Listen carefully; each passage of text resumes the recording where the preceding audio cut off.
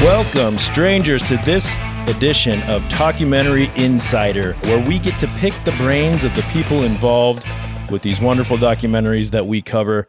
Let me introduce everyone who's listening or watching on YouTube, our crew for this evening. So first I should say, earlier this year, Talkumentary, we did a contest for one of our listeners was to join our show for a documentary of their choice. The winner of that contest was none other than our Bryce Necker, who's off camera over there, his sister, Abby Necker, who is here with us again today. So she won. She brought Mark Means along, and they chose the rockumentary from 2008 called Anvil, the Story of Anvil, that followed the Canadian heavy metal band Anvil. Abby, hi. Welcome back to the show. Thank you. Yeah. Are you excited to be here again tonight? I know I made you drive, 3 hours from Grand Island, 2 hours from Grand Island. Yeah. Which I totally forgot that you guys were that far away. So apologies, but it's worth it. I promise this is going to be worth it. Oh, yeah. Tell me why you chose Anvil, the Story of Anvil, for our original show. Yeah. Well, this is so cool to say it like in front of Lips right here. Yeah. We haven't introduced him yet. I know. I can't help myself. He's just right there. No, I loved the documentary when it first came out and just kind of become an Anvil fan after that, rooting for him. Yep. And then it got re-released back in 2022. And that was like on the forefront of my mind. So when I won the competition, it was like, yes, this is the documentary I want to talk about. This is awesome. What we're doing. Very cool. Well, thanks for coming back for this episode of Insider. Mark, welcome back, sir. Thanks. Good to be back. Yeah, well, we're happy to have you. For this episode of Insider, he is one of the co-founders, the guitarist, the lead vocalist, and the unrelenting hammer of hope and positivity. He is none other than Steve Lips Kudlow. Hi, Lips. Hey. Welcome to the show, man. Thanks so much for being here. We have become fans of Anvil. The movie anyway. No. The band. The film was a wonderful introduction to some of us. So we have a whole range of different generations in here. And we're all musicians. We're all music lovers. And somehow Anvil, more specifically you and Rob's story that's shown in the film, has gained some true fans in this room and otherwise across different generations, which I think is a huge testament to your music and the work that you guys have put into this.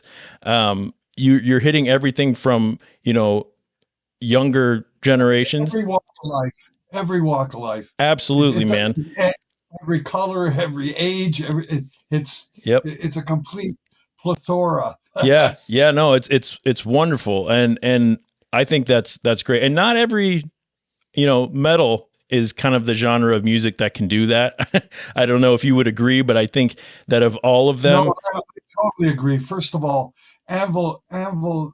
A lot of people try to figure out where and how and what it fits into, and that's actually the part of the problem with why things didn't work out, because we came in between hard rock and heavy metal. Yeah. And in fact, our first album was called Lips, Hard and Heavy after my nickname. Okay. And I, of course, being the lead vocalist and lead guitar player, it centered around me. But what happened was when the record company signed the band, and right at that moment in 1981, all of a sudden it's not hard rock; it's called heavy metal. Motorhead had just started up. There were a lot of the British bands were starting to come through to North America, particularly to the people who were hard rock fans. I mean, it didn't become commercialized till a couple of years after. Right. So we kind of fell between the cracks in a certain sense, because are they heavy metal or are they hard rock? Right. Yeah. And there are aspects, especially on the first album, mm-hmm. you wouldn't really, it's stretching it to call it metal. Yeah. Even in my opinion. Sure. Okay. Because, we were still well connected to hard rock, and to be quite honest, I like that. That's mm-hmm. where I come from. I was born in 1956, mm-hmm. not 1966. Right. You know what I'm saying? And that's a big difference. Yeah, absolutely. And most of our audience were born in the mid 60s. Mm-hmm. So that's what the difference is, you know? So it became very apparent to the record company that in order to sort of market us to the right crowd, we got to do something about the name. Mm-hmm. So they had us change the name from, and Rob came up with the idea to call it Anvil, and of course the record company loved it because they're going, anything that you call an inanimate object, right? It is great for marketing. Yep. The other thing is, it doesn't get heavier than an anvil. Exactly. It's heavy. It's got to be an anvil. Right. I mean, it happened at sort of the beginnings, so it made it quite logical and to go that direction. Yeah, so I love it. Yeah. Although I think Lips would have been a great name for a band, I think Lips is a better name for the lead singer and the guitar player, and Anvil just fits perfectly for the band that you guys kind of morphed into. So I love it. So this documentary actually gained a lot of acclaim. So Rotten Tomatoes, to remind our listeners, we went over this in our main show, but Rotten Tomatoes gives the documentary about you guys a 98% score, which is huge. Like, there's not a whole lot of films out there that have that good of a score. You guys won best There's not very many films. There's not very many films that get released twice. True. Right. You're right. You're absolutely right. You won best documentary in 2009 at the Evening Standard British Film Awards in London. You won best documentary in 2012, I believe, for Independent Spirit Awards in LA. Won an Emmy for Outstanding Arts and Culture Programming. The Times called it possibly the greatest film made about rock and roll, which I tend to agree with. And what I really like, so you guys are one of two different documentaries that we either have or will be covering that made the top 3. So you guys are number 3 in the best music documentaries of the 21st century, according to IndieWire, which is huge. I love that. And that's all the storytelling, man. That's all your guys' story.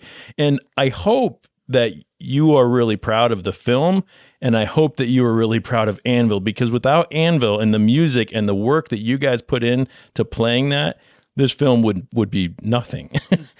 So I hope you're there's so many different ingredients to the reasons that it became what it is. Mm-hmm. And where do I even begin? Yeah. I guess the place to begin would be at the beginning to explain. The director was a 15-year-old kid knocking at the door of a gig that we did at the Marquee Club in London, England in 1983. Yeah. Yeah, you that's can't. where the story actually really began. Yeah, and you can't write that. That's something that's chemistry. That's what I mean. There's a lot of people in the music industry going, they could have done it with any band. Oh, bullshit. No, it doesn't work. It's not. It just doesn't work like that. It's not the way life is. This is it's remarkable, really. Mm-hmm. Now, to this little 15-year-old, he's comes into our change room, and we're in our mid 20s, and to us, look at it. It's an English fan. Yeah, you're excited about that. It's the first time ever being out of the country and playing somewhere, and here's a kid who knows every note of what we've been doing. I love that, man. So it was like a huge remarkable thing, to the point where it's like, hey, let's go out tomorrow afternoon and I'll show you around London. Yep. Right. So we go out with Sasha and go and see all the sights, and he shows us around London, and he's a very spectacular kind of person. Yeah. Even as a 15-year-old, like what would a 25-year-old have in common? But the music. It's everything, man. Well, at this point, listen, right now, even to today, we've got two 21-year-olds being our road crew. and it's astonishing because these guys know as much about rock music as we do. Right. So when they listen to Anvil, they can hear where our influences come from, and that's why they love the band. Yeah. Yep. They're not ignorant. Like, and they went back and they listened to, all the 10 years after the Jimi Hendrix, the Eric Burdon and the Animals. They listened to all the rock music that I grew up with. Right. You know what I'm saying? But they weren't even in a sparkle in their dad's eye yet. Right. No, that's so it's quite remarkable. Yeah. So Sasha was very, very in tune with what we were doing, and that really impressed us. So in what happened was, of course, from this meeting, we introduced him to he started hanging out with us while we were in England, and we introduced him to all kinds of rock stars and people that were in and around in the business. God, to be a 15-year-old and doing that. Can you imagine that? I would have melted. Yeah. Huge eye opener for him. Like, I'll bet. One of the people, just as an example, was the Queen's cousin. And you're going, what? Queen's cousin? Yeah, the Queen's cousin. We were at the Donington Festival in the same time that we met Sasha, we met Sir Lord Philip Harvey, right? That's right. The Queen's cousin. This guy was a metalhead like you've never met. I love that. God, that's so cool. He's in his 40s and we're in our 20s, and this guy's like the coolest guy. We finished the festival and we see this guy kind of leaning against a safari van. And it was literally a safari van with everything from the camouflage, and like he just drove out of Africa with this thing. But he's like awesome. A hippie, right? This guy's like like what you would call a hippie, especially from the era that I come from. Sure. But of course, his denim jacket all covered with all the patches, and, as he would say, some serious denims. I mean, this guy was a real character. Yeah. He was friends with every. I mean, he was the guy that last saw Jimi Hendrix alive. Wow. Holy shit, man. These are things that I didn't realize till later. Sure. Right? Yeah. I knew that Jimi Hendrix's girlfriend was his friend, but I didn't realize that connection, they were with Philip Harvey.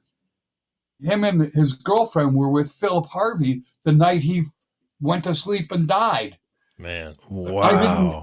How am I going to know that? But I'm just saying that this is just a remarkable person. Absolutely. And he'd have all the rock stars over to his place near Baker Street. I know it's interesting, and I always remember the address or the name of the street because Sherlock of course Holmes. Of the Rafferty's song, that song. Okay, yeah, that's really cool, man. Right? Yep. So from that introduction, of course, now Sasha. After we left England, Sasha was going over to Philip's place and hanging out. And he's sitting there one afternoon, and this guy with a straw hat comes in, and he lights up a big joint, and they're sitting there at the kitchen table, and he takes this hat off, and it's Jimmy Page. Holy shit. That's fucking awesome. So, I mean, it just some of the stuff that Sasha, actually, it's so magical. another aspect, another thing that had happened to Sasha, even just before he had met us, his mother was a concert pianist and was worked in a play that was going on in London, and Dustin Hoffman came home for lunch, a cup of tea with his mother, and Sasha comes into the kitchen, and there's Dustin Hoffman sitting in the kitchen with his mom having a cup of tea. Wow, man! He had done some kind of essay or something, and he had Dustin read it and mark it and give his 2 cents on it. Well, I mean, I'll explain how this stuff comes together as we go, but I'm tracking, man. I like it. Thank you. It's just phenomenal stuff. You're going, what? Yeah. So this was incredible. So, but we've become pretty good friends, and Sasha decides he's going to come to Toronto because that's where his mother came from. And he had his uncles living here, and he decided to come visit. And the next thing I know, there's Sasha at my door. Wow. So I go in, well, how long are you around? He goes, I'm around for a few weeks. I said, okay, well, we're going to Quebec. Sweet. To do some shows. And you want to come with? He said, yeah. And why would I say no to that? Yeah, it's like he's got a chance to go on the road with his favorite band. Yeah. So all these personal exchanges and hanging with us had a huge, massive effect on him. Right. To the point, there's good and bad. There's good and bad because he went on in a bad direction in life, with drugs and all kinds of shit. Oh, drinking, smoking, you name it. Sure. And we've parted ways as a result of that. We saw it going there, and we just said, we don't want to be responsible. We don't, whatever. Yeah. See you later. Yeah. And it was about 25 years, maybe 30 years later, we always wondered whatever happened to him. And we're always thinking maybe we should go visit his Uncle Marty and ask. But you're just going, well, what would that be like? We know his uncle, but why aren't we in touch with this guy? Right. So we never really went that way. But all of a sudden I get an email, and it's Sasha, and he's going, what's up, man? I realized that you recorded all these albums. Wow. Where are you? What are you doing? And so I answer the email. We exchange phone numbers, and he calls me. He goes, listen, I'm going to have you come down to Los Angeles to come visit me. I go, well, that's nice. Yeah. For what? He's going, don't worry about money. I'm going to sort you. I'm going to send you airline tickets. Give me your address, and I'll have them there tomorrow. And I'm thinking, yeah, right. And I'm thinking, Teabag's going to pay my way to LA. Yeah, right. But I still didn't believe that what was going on, and no idea of what had become of him or any of the history. So the next day, the doorbell rings, and there's FedEx, and the guy hands me an envelope. I open it up. It's got the tickets to go to LA. Hell yeah, that's awesome. He's serious, man. Yeah. Okay, I'm going to LA this weekend. So I land at LAX. I get out on the platform, and I take a look, and here's Sasha, the same guy. He looks exactly the same, but an adult version of the 15-year-old kid you guys went through London with. Yeah, he's a lot skinnier as a kid, and of course, sure, it's just an adult version of the same guy. And I immediately going, holy shit! Get in the car, and we immediately just start talking like we just picked up where we left off. Wow, kind of thing. And it's like, well, I'm getting in a car, and I'm going, what the fuck? What kind of car is this? He's going, it was Sean Connery's car. What the fuck, so, man? He's driving a car that Sean Connery owned. It was a Jaguar convertible. So it's like, holy shit, man. Like, what have you been doing? Yeah. What are you doing that you're paying my way? You're driving a Jaguar. What are you doing? Right. And he goes, I'm a screenwriter. So I go, okay. He goes, you know, the movie, The Terminal? And I had just seen it maybe a few months before. And I go, yeah. He goes, I wrote that. Holy shit. What? I go, that's a Spielberg movie. He goes, yeah, I know. Wow, man. So it's like, okay, you're writing movies for Steven Spielberg. Lovely. So, of course, we had a really killer weekend. And, you know, during that weekend, he took me to his sort of his mentor's apartment, or not apartment, but his beautiful layout in Malibu Beach. Yeah. So I'm sitting at this place in Malibu Beach on the beach, and it's I eventually I find out that this guy's name was, I've only introduced him as Steve, but I didn't realize who that was. Right. But it was Steve Zalian, who was Schindler's List. Yeah. Wow, okay, man. We're talking about a really serious Hollywood screenwriting, producer, director kind of guy, right? And they for whatever reason, Steve and Sasha got up from where we were sitting outside, and his wife was washing their dog. Steve's wife was washing the dog, and they take off to go make coffee and tea in the house. Well, they have this conversation, and of course, Steve, as Sasha told me afterwards, Steve goes, "Who the hell did you bring to my house?"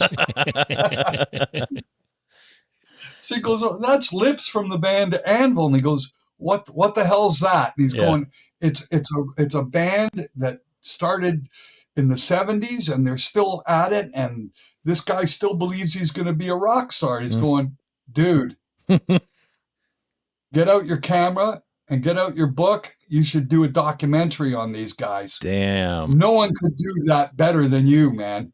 And that, of course, set Sasha into this. Wow, he started really thinking about it. And of course, I'm completely oblivious to this. I have no clue that this is where it's going. Yeah, at all. And did you have any idea that this was going to be like when you guys started doing that? Like, I got about a week or two after I got home from LA, Sasha calls me, "I'm coming into Toronto. I need to talk to you. Come pick me up at the airport and take me to my Uncle Marty's." And Uncle Marty's was, I don't know, maybe a mile away from my house. Okay. So it's like, oh, sure, no problem. Right. So I come get him, and he takes me over to Uncle Marty's, who was away on vacation. And Sasha was just staying there. He sits me down in the living room, and he says, "I'm going to make a documentary about Anvil." And I started crying. Oh, man. Yeah. Because I realized immediately what I could. It was like I saw all of it. Yeah. Like in my mind's eye, I saw all of it. The potential what this could do for your band. And it was more than, it was much more than potential from my perspective, because we're not talking about some bozo with a video camera. We're talking about we're talking about real Hollywood here. Yeah, okay? Absolutely. Because I realized this guy worked with Spielberg. Look the fuck out. Okay. Right. I knew this has gotta be good. It's going to be better than good. It, like, I envisioned red carpets immediately. And that's why I was bawling my eyes out. And Sasha's looking at me like I'm out of my mind. He goes, "Do you know how far and what we have to do to make this work? Where are you? What are you thinking?" And I'm like, "You just don't get it. You will. And I'm making all the calls on it right away. Right. Because from my perspective, we had the history. Everything had lined up. We had a history of and it's not about failure, but it's about a grueling journey. Absolutely. Yeah. And the documentary shows that so well. Like you said it's not about failure, and it's not, because there was no failure there, because you never stopped. Man, that was the failure is quitting. Failure is giving up. Failure is not putting out albums. Yeah. But we just put out our 12th album. We're going to make our 13th. Right. That's failure. Sorry. Right. From my perspective, nowhere near it. But nope. But the history of those 12 albums and the 25 or the 30 years that we existed, it needed to be substantiated. Right. It needed validation. It needed to be told, man. So many people had just never needed to, and it's like all that work and everything, and it's not the band's. From my thoughts and the way that I've always gone through this, it's not the band. It's how you're doing business and who you're doing business with. Right. In the music industry, it's not about your talent. You can have talent all day, all day long, and lots do, and it's that's only 10% of the picture. Right, you need everything else in place to make any kind of dent. You do. Well, and I would also argue that we lived it in our earlier days where we got close, but it didn't happen. But we knew why. Yeah. So you know the reasons why, and you're going.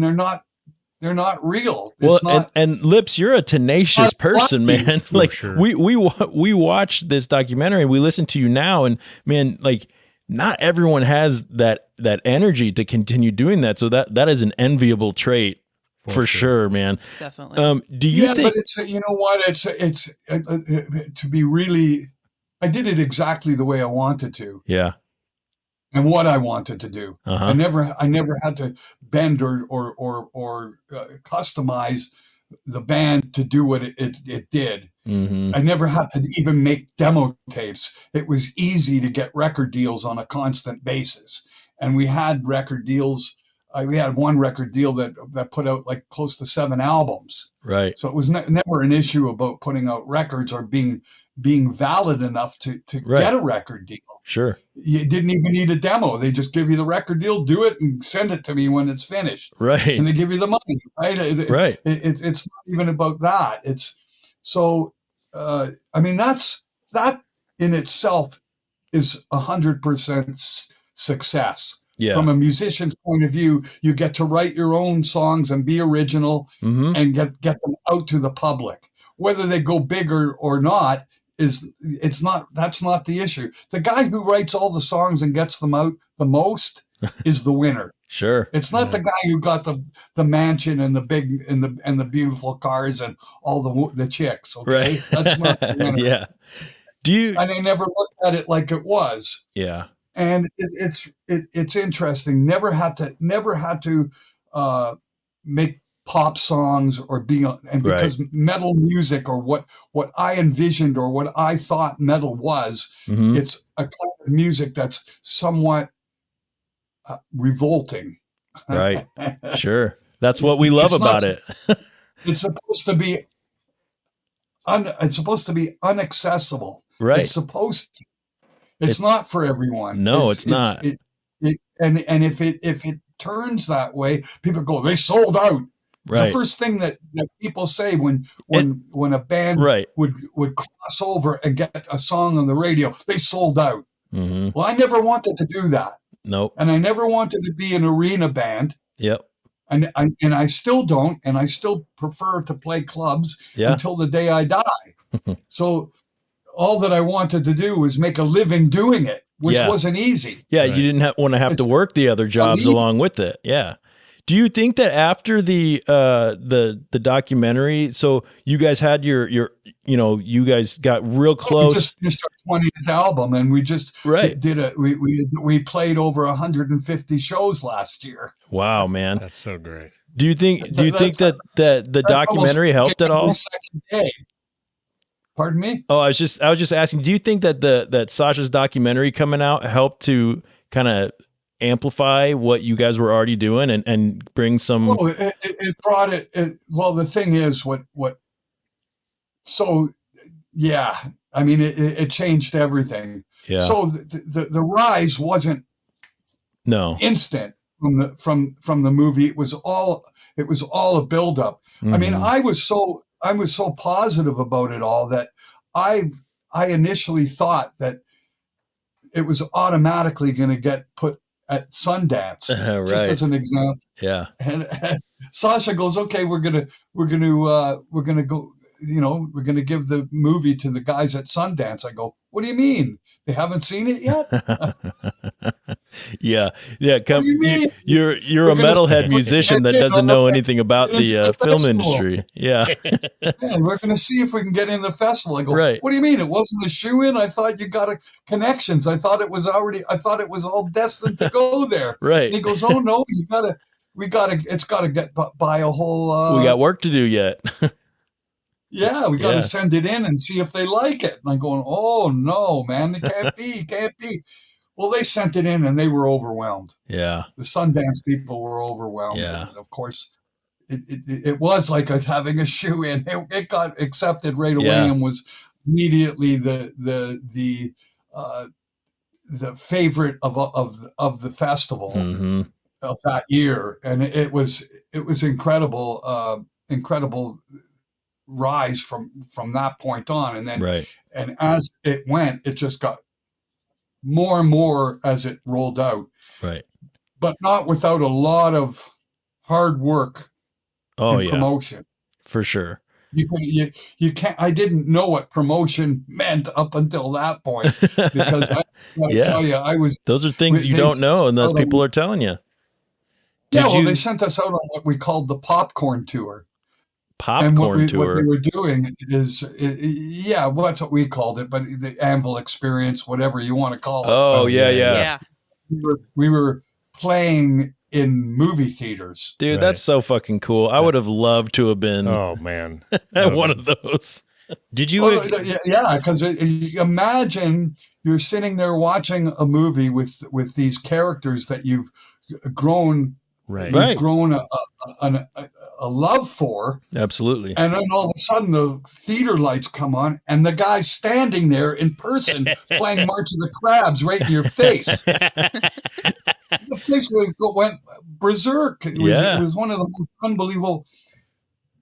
We did this in London. We did this anyway. So eventually now he finally gets a deal. And they put on the debut at the Egyptian Theater in LA. Well, we do the good old Anvil experience, and I take a look out in the crowd, and it's like filled with movie stars, rock stars. Oh shit, man! This is fucked up, man. Like, holy shit. That's the best way to describe that. Out of the movie theater afterwards, and there's Dustin Hoffman crying his eyes out, hugging Sasha. Wow. Because he did not realize that the kid that he met. It all comes full circle, man. Is the guy that did this movie. That's so awesome. And he's just flipping out, okay? I mean, how do you put this shit together, man? Right. You don't. It's got to be natural. It's got to be organic. And these are the kind of things that happened, Yeah.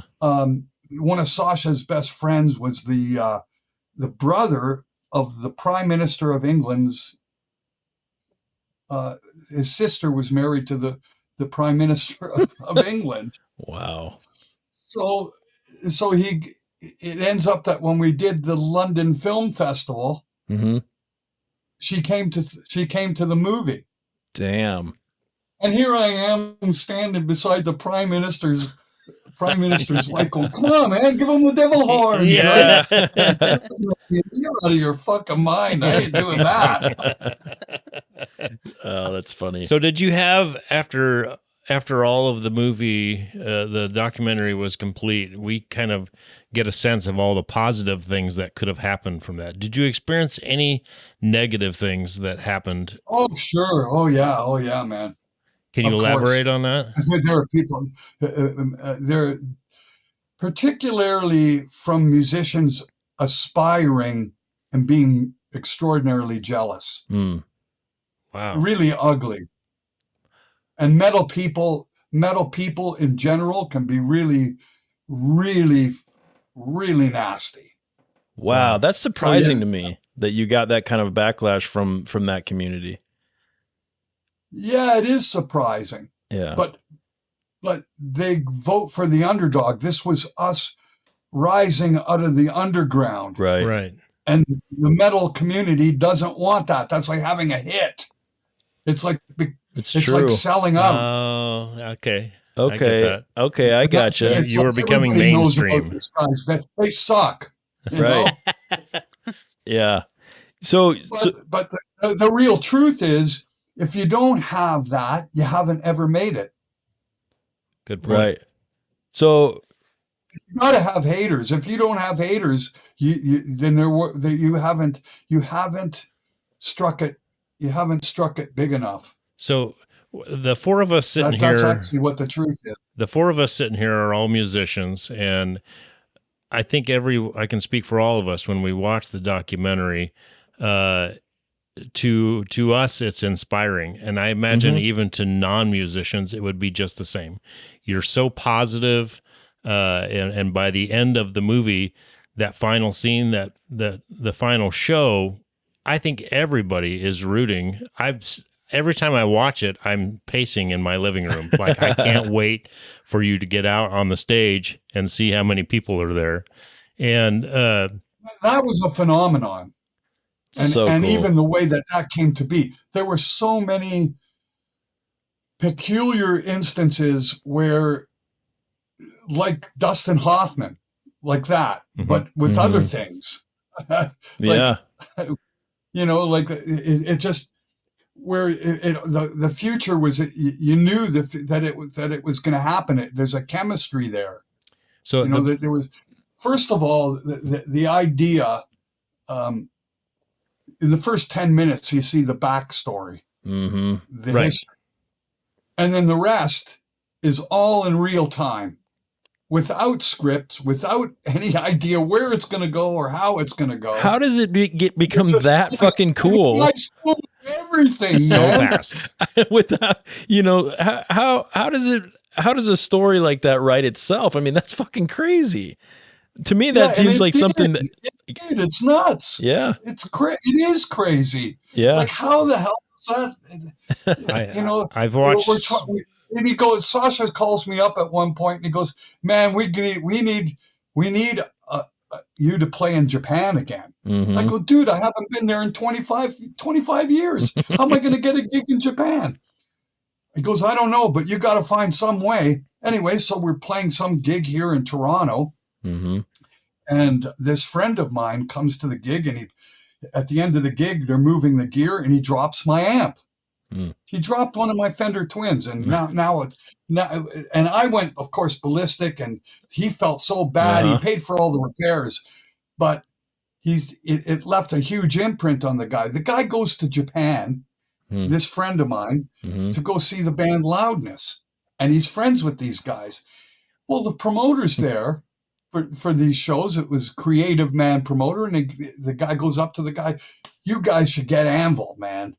And the guy goes, "You got a way of getting Anvil?" He goes, "Yeah, I got Lips's email, his phone number, whatever." The guy goes, "Yeah, I'm interested." Wow. Unbeknown to me, now Sasha made this call. Listen, we got to do this in the middle of October of this year because I need to be editing, and at this point, these are the closing. This is going to be the closing. I'm trying to build a closing for the movie. And he says, I need you to go to Japan. The phone rings, and it's like Japanese guys. So October 15th. Oh man, that's awesome. Okay, like how do you I'm sorry, man. That it's just like you can't make a movie with a plan and expect it to work. You have to make a movie without a plan and let it unfold. Then it will work. Yeah, well, especially when things keep and not to take anything away from the hard work that you've put in, because obviously you've put in a lot of hard work to keep this. It's not just the rolling. history. It's the actual making of the movie. How they do this, right? You know, I mean, there were such weird things that happened. They're filming stuff that isn't in the movie, but I can tell you, I can explain. There's this painting. I'll show you the painting. Okay. It's actually sitting here. Where is it? I gotta find it. It's right up there. You see this painting? Yeah. Yep. Anyway, that's the White Cliffs of Dover. It was my favorite painting. Okay. At my parents' place. Okay. Yep. And this was on my parents' wall. And they're filming me at my parents' place, and I go, this is my favorite painting, and they're filming it, and I go, it says 18 something on the back, and I took the painting off the wall to show the photographer, and the nail fell out. Oh shit! From the wall, and I heard ping, ping, ping, ping. I'm going, okay, I got to put the nail back. I went looking for the nail, can't find it, cannot find it anywhere, like. And meanwhile, it's a wood floor. Like, where did it go? Right.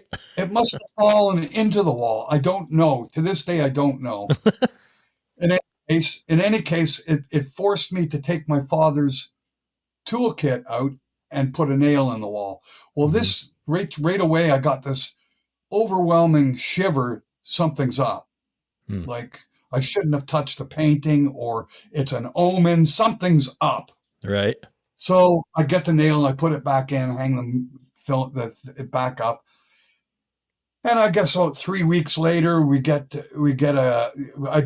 is during the period of time that we made arrangements to go to Chris Tangarides, and we're going to go record in England. But we were supposed to go to London. We have no clue that, anyway, what ended up happening, Chris Tangarides moved from London to this place called Kingsdown. Deal. It's a small town outside of London.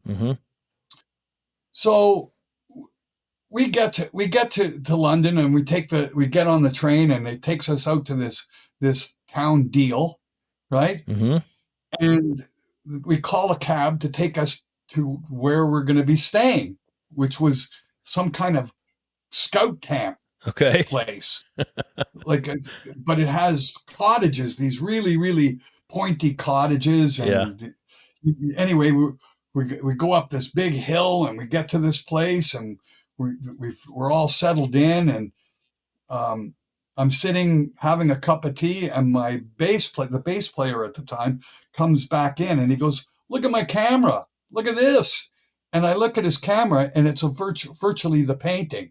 Holy shit. Wow. I go, where did you get that picture? He goes, look out your back window. No fucking way, dude. Look out the back window, and it's over the English Channel, man. And I going, what? Oh, that's wild, living man. in the painting. Like, what? That is so crazy. Well, as they're filming us, and of course the same photographer's with us, and we're walking along the beach in Kingsdown there, and he taps me on the shoulder. He goes, "Hey, Lips, watch where you're walking." I go, "Why do you say that?" He goes, "You might step on that nail." Oh, fuck. That's crazy. That just some moments are going, what? How does this happen? Yeah. So and just during the creation of the movie that these weird connections are going on. You're going, I don't get it. Yeah, and but even we were watching the film, and there was a lot of times where we were going, this is almost too crazy to be real, like we're going, is this even real life? We questioned, there was a time where we actually texted each other and questioned like, is this a real story? Is Anvil a real band? And Mark's going, yep. Stories about that.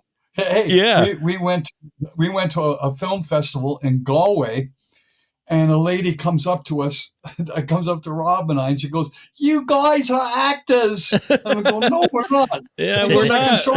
goes, here, look at my passport. He goes, oh, you can get fake documents. Okay, I don't know how else to tell you. He's got all fake documents. Right. Your name isn't really Rob Reiner. Right. But look, it's a Canadian passport. What are you saying? No, you guys aren't real. It's not a real story. Were the similarities between your film and This Is Spinal Tap coincidental, or was that intentional? No, I think Sasha did that. I think that was a nod, part of the angle. Yeah. They even had but not completely on purpose. I think that what really spurred it was the moment that Chris Tangarides had some kind of piece of equipment that went to 11. Yep. Both Abby and I talked about that. Yeah. I think that. It got let's connect it. Yeah, and why not? Why not? Right? Like that. There was a lot of. Yeah, that's what. And you've got the idea that the drummer's name is the same as the director's name of Spinal Tap. We spoke about that too. That's really cool. There's something that the coincidence. Is it a coincidence or is it a meant to be? You gotta. Yeah, that's good. That's a good way to look at it. About the Anvil movie, it's like no wonder people didn't think it was real. Right. Well, yeah, I've watched so many music documentaries, and it's all that follows the same formula of the rise to success, and then the drugs, and then coming back from that. And I was around in the '80s when you guys were prominent, and so when the movie came out, I was excited to watch it and to see what it was about, assuming it was going to be your typical recipe for a documentary, and. It basically, after the introductions are complete and you start talking about meatloaf and shepherd's pie, I'm like, what is this? So from shepherd's pie all the way through the rest of the documentary, you had me, because it's not the normal recipe, and we finally get a chance to really look into behind the scenes and what happens with the band and the struggles of being a musician. And it isn't being told in a retrospect. It's being told. It's unfolding while it's happening. Exactly. Well, and it's still happening, Lips. I mean, it's 15 years after the release of that documentary, and you just told me when you emailed me, you said sorry for taking so long because we were out playing. You guys are still making records. You guys are still playing. How do you guys? Oh yeah, it's more than ever. Everybody says, "Hey man, your heyday." No, our heyday was after the movie. We're still living it. That's awesome. Yeah. Do you I don't think people really come to realize it. I hope things got better. No kidding. Yeah. We haven't stopped touring. I haven't had a day off, a real day off in 15 years, man. Yeah. Wow. And do you love that? Is that what go to Choice Children's Catering to make money? Yeah. I make money strictly from Anvil. Oh, I fucking love hearing that, That's man. so great. I love hearing that. It is. I achieved what I call my dream. My dreams came true. I am a very content and very, very happy human being on that level. You have everything the way I wanted. I never had to sell out. I never had to do the things that other musicians have to do. And I don't have to play arenas, and I don't have to play 3-hour sets and never get a night off. Yeah, man, you have no idea how happy you just made a small group of people in Omaha, Nebraska. We're all sitting here going, this is exactly what we were hoping would happen when we talked to Lips. Like, I would hate to see you like down on your luck, and not to say that there's probably never struggles, because I'm sure it's life. We just finished our 20th album. Ah, I love that so much, man. What's the hardest part about keeping going now? Keeping your health. Okay, yeah. So is that, I'm 67, so it's not 27. So that although I've got the energy of a 27-year-old, my lower back does not. Right. So I have a question. And in fact, just in recent times, I've got arterial, I got fibrillation and shit like that. I got problems with my heart, but that are rectified by taking pills and eventually get a procedure to fix it. But Yeah. And it's not an operation, it's just a procedure. Sure. But it's health. Yeah. But health becomes, I think that becomes everybody's. For sure. Once you get over 60. You can't keep doing. Once you get over 50. Right. You can't keep doing what you guys are doing or anything in the world, no matter what your profession is, if you're not keeping your health. You know, one thing that I wonder, Lips, if it might help or not, is there any thought about going back to the bondage harness and fishnets? No. Oh, come on, man. Oh, man, like I've been asked that before, and it's like, oh, it's so wrong in today's day and age. It's just completely. Is it though, man? Come on. Oh, absolutely. You can't get. Well, why don't they show Archie Bunker on TV anymore? Well, right? I suppose you're right. Yeah. It's the same thing. You just you can't do that. You know that we had a video for the song Mad Dog. Mm-hmm. I don't know if you're familiar with the song, but it actually made it onto MTV in the mid 80s, right? In around 87, actually. Well, it was a great video. It was one of the first video. It was the very first video that ever had pulled black and white and just had red or just green or. Yeah. Anyway, one of those kind of interesting videos, and sure. I when I was younger, I had gone to taken cinematography in school, and I came up with the whole storyboard for this song Mad Dog. That the song was going to start out in black and white, and this girl's going to go to a pet shop and she's going to buy, which was my dog at the time, an English bulldog. Yep. Take it to the park, kiss it, and it turns into Lips. Oh, fuck yeah. And chasing her, and the other three guys in the band become dog catchers. So in any case, what ended up happening, it got banned from MTV because it depicted stalking. Oh, wow. Can you fuck it? Like, I'm sorry.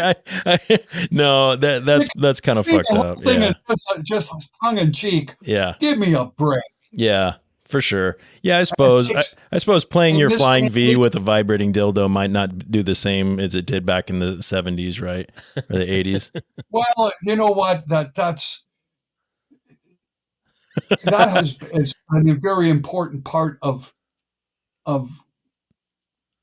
what I do, what the live presentation is, but it's not.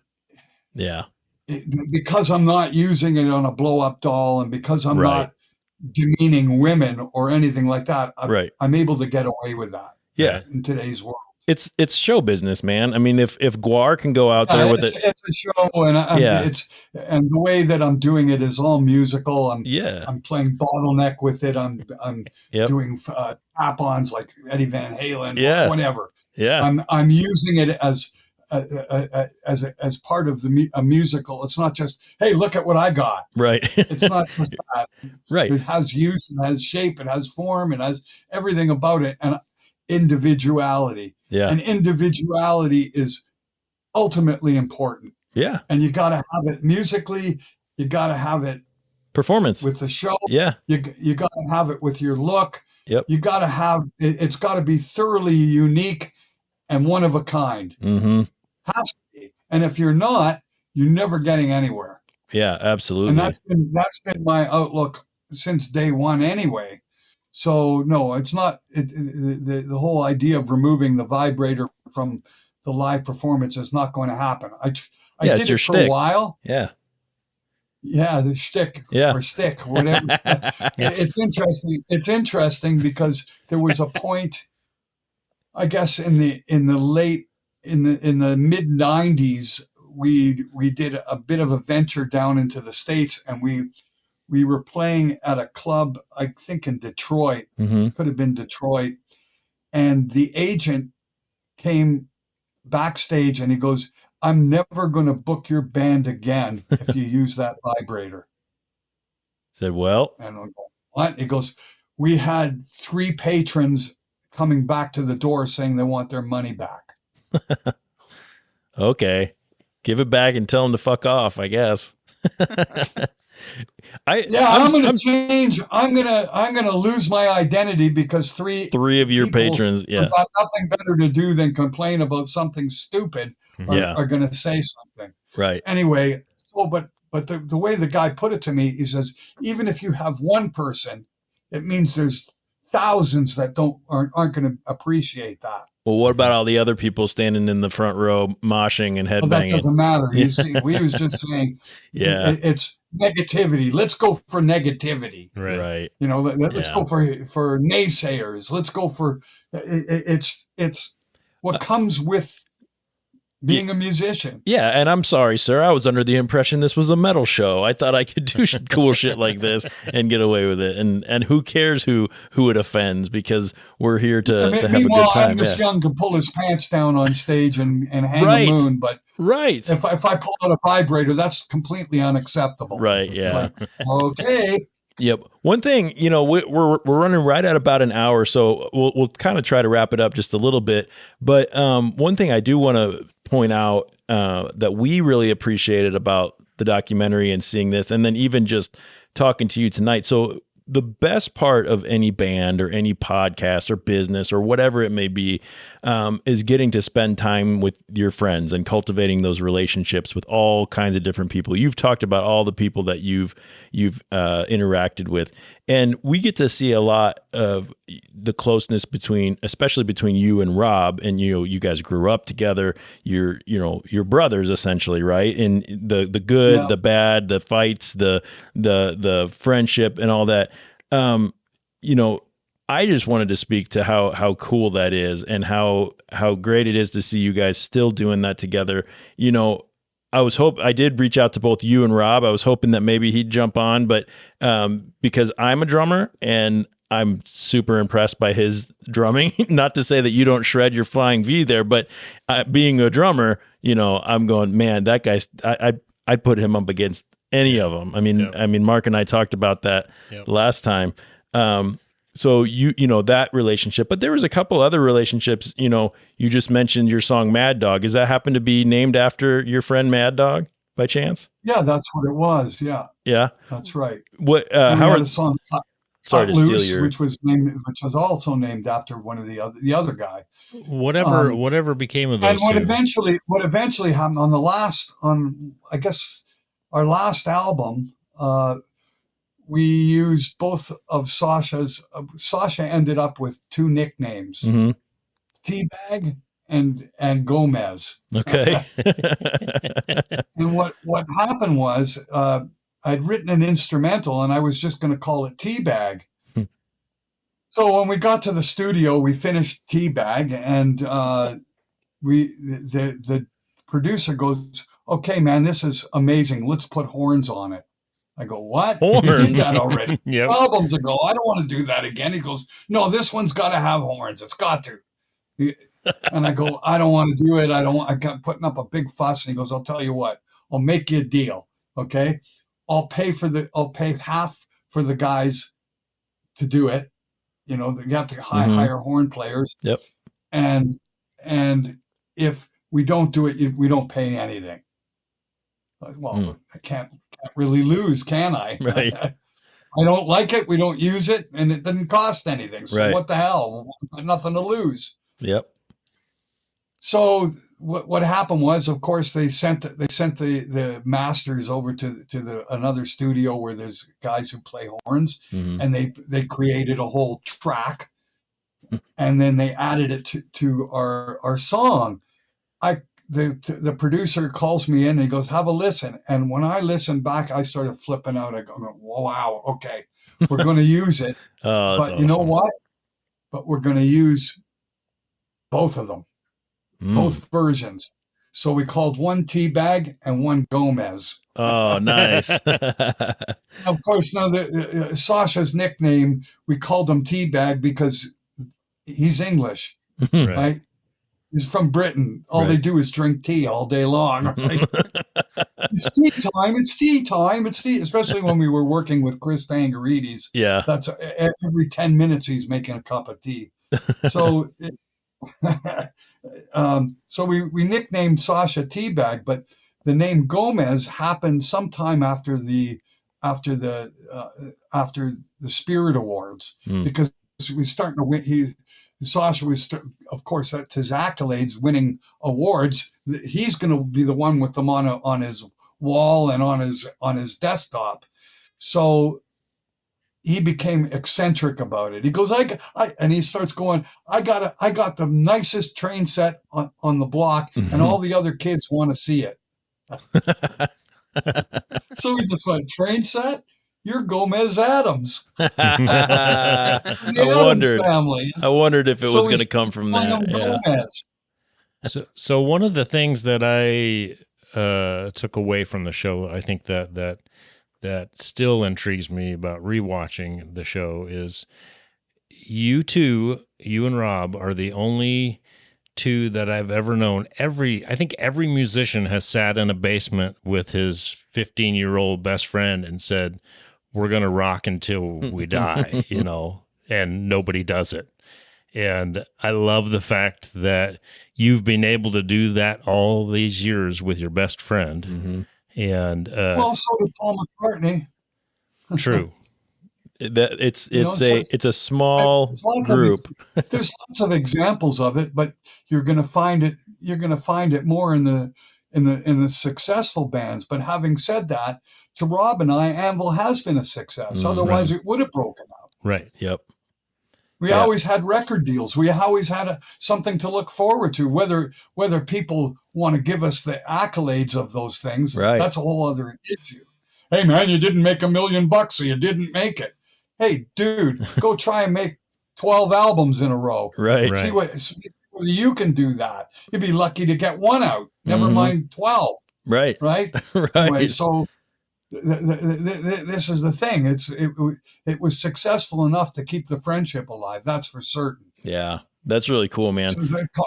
We might have opposing ideas, but they're usually they're usually just the direction to take to get to the same destination. Right. Well, that's what brothers do, right? The same goal. It's just your approach might be different. Right. That's where the falling out goes. Yeah, so and every good friendship, every good brotherhood, every siblinghood, I should say, not just brothers, but you're gonna have some disagreements. Even men and women. Sure. We got a family. We got to be successful raising a family. Yep. You do it together, and you both have this different methods of raising the kids, but it's to get to the same goal. Yep, absolutely. Okay, so question for you. We are sitting in a basement in Omaha, Nebraska. Can you speak to the song Nabbed in Nebraska? Well, you know that Oregon's right next door, right? Kinda, yeah. So we played a show in Oregon and stuff, and of course we have lots of fans there that smoke pot. And they loaded us up pretty large. Okay. And it was, and this is the irony. I had quit cigarettes at that time, and I had to quit pot. But I got this friend Bill saying, "Hey man, take some pot. If you get that, if you can, maybe you'll smoke it." So I said, "Okay, whatever, I'll take it." I felt like almost obligated to. Sure. And I stuck it in my pouch, right, in my fanny pack, right. And we're driving along the highway, just coming out of Oregon, entering into Nebraska, and there's this big sign, "Drug dogs on duty." Oh shit. So that's right. Oh shit. So Rob takes an exit right away. We start getting off the highway, and I'm thinking, fuck, I'm going to stash my pot. So I pull my pot out of the thing, put it on the dash, because now I got to take my fanny pack off, undo my belt. I want to stick it down my pants. Well, it's boiling hot, and the window is open, and I put the pot on the dashboard, and a big gust of wind comes and blows the pot out the window. Oh shit. And this is as we're going up the ramp, and there's a cop sitting beside the ramp in a parking lot, and sees the bag. Kleenex and plastic bag flying out the window, right? Oh, that's funny, man. Okay, and I'm going, he couldn't have seen that, but he did. Yeah. And he booted it out of that parking lot, went and picked up what fell, what blew out the window, Yeah. and came driving after us. And as we're getting back onto the highway on the other ramp to go the other way, the cops are behind us, the lights are going. We're going, oh no. Got us. The cop comes up to the window and he's holding my bag of weed and he's going, drop something. Got Because him. I'm going to give you two choices. If you don't admit that it's yours, you're going to get obstruction of justice. And if you admit it's yours, I'm going to give you a fine. So you got a choice of two things. What are you going to do? Pay the fine. It's mine. Take the fine. Yeah. And then I start explaining to the guy, dude, it flew out the window. It flew out the window. And he goes, I don't believe you. I don't believe you. And as he's saying that, all these papers come flying out and all around his head. Because it's super windy, right? Yeah. Because we're in a flat. We're in Omaha. We're in Nebraska. Yep. Right? Yep. So it's like, oh my God. Anyways. That's Well, he funny. realized I was telling the truth, but then he goes, well, I'm charging you with possession and I'm charging you with littering. That sounds like Nebraska State Patrol. Yep. That's for sure. Fundraiser. So, That's awesome. and they were kind of laughing. They had a good laugh out of it. Yeah. Yeah. Of course, they caught everybody else with a little bit of pot, and everybody got charged. Sure. Yeah. Cool. So they made a big killing on us. I'm sure. And of course, you just pay the fine, and it goes away, right? Right. Yeah. Yep. But the inspiration for a song, just I had to do it. Yeah. No, it's perfect. That's song material right there. All right. So, Lips, before we go, I wonder if you would be interested in playing a short little game that we like to do on our show before we go. Sure. All right. So Bryce and I, we like to go to like pub trivia pretty much every week. And we started putting at the end of our shows a little bit of hidden trivia about whatever we're talking about. So I put together like 3 questions about Anvil. All right. Now, obviously, you're going to have a leg up on the rest of the people in the room here, but we're all going to play. And I was hoping just to see how well our crew does just for fun. And if they don't know it, then we'll see if you know it. If you don't know it, then I'll probably tell you what I pulled off of the internet. Does that sound all right? Okay. Yeah. If I'm wrong on any of these, you correct us and we'll set the record straight. All right. Okay. Okay. So before you answer, Lips, we're going to let Abby and Mark and Bryce over there see if they know the answer to this. What is the most played Anvil song on the band's Spotify page? Oh, I know this one. Tell me. Metal on Metal. Absolutely. Correct. That's correct. Metal on Metal. What's number 2? Correct. Any idea what number 2 is? Number 2. I got the top 3. So Metal on Metal is 8,122,129 or 130 maybe on the way in when you guys drove in. The second one is at 6,688,166 plays. So it's just over 6,666,666. But it is March of the Crabs. Oh, yeah. And then That's good. Yeah. That. And then number 3 is Slip Kid. Slip Kid. Yeah, of course. Yeah. Yeah. That was 3 million. I think that was on Sons of Anarchy, if I remember. Yeah, that's right. Okay. And that's an interesting story too, how we ended up with that. I'd love to hear it if you got more time. Yeah, no, Katie Segal and Kurt Suter lived across the road from Sasha. No fucking way. Yes. One day I'm making a cup of tea in Sasha's kitchen, and all of a sudden I hear, "Hey, Sasha," and it's like, that voice sounds like Futurama lady. What? Katie like, Segal. And I take a look, and there's this lady with sunglasses on and a kerchief over her hair, and I'm looking really close, and I could see got really high cheekbones. Mm-hmm. And I'm going, I think it is her. Holy shit. Must be. And then Sasha goes, "Hey, Katie, what's happening?" And I go, It is her. Oh my God. Anyway, that's awesome. She came over to get sugar or something. I forget what it was. It's like, holy Christ. Anyway, we ended up going to her Christmas party, and they ended up being kind of friendly with us. And of course, they saw some of the first edits of the film. Because, of course, Kurt being a director and whatnot had a lot in common with Sasha. Sure. I mean, they're good friends, right? And he's going, what do you think of this? You ask somebody like that because it's somebody's got a really an eye for detail. Yep. And they became fans before the movie was even done. That's cool. That's so cool. So once the movie, and of course I didn't know Sons of Anarchy from the Three Stooges at that point. No, what the hell? yeah. What's that? I didn't even know what it was. And Kurt says, "I'm going to have you on my TV thing, right?" So we were in the second season, second episode, and we were gun runners. Oh man! Pick up these bags of guns and shit, right? Oh wait, so you guys are actually in the show? Ron Perlman, just so the characters of all that, and with no clue as to what we're part of or what we're doing. Yeah. So Lips, you're saying you guys were actually in the show, like on the show, not just your music? Oh yeah.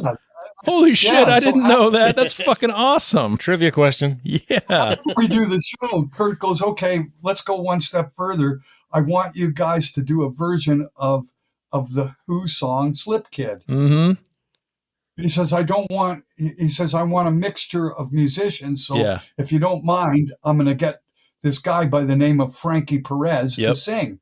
He said, I don't mind. I don't want to sing it. Yeah, no.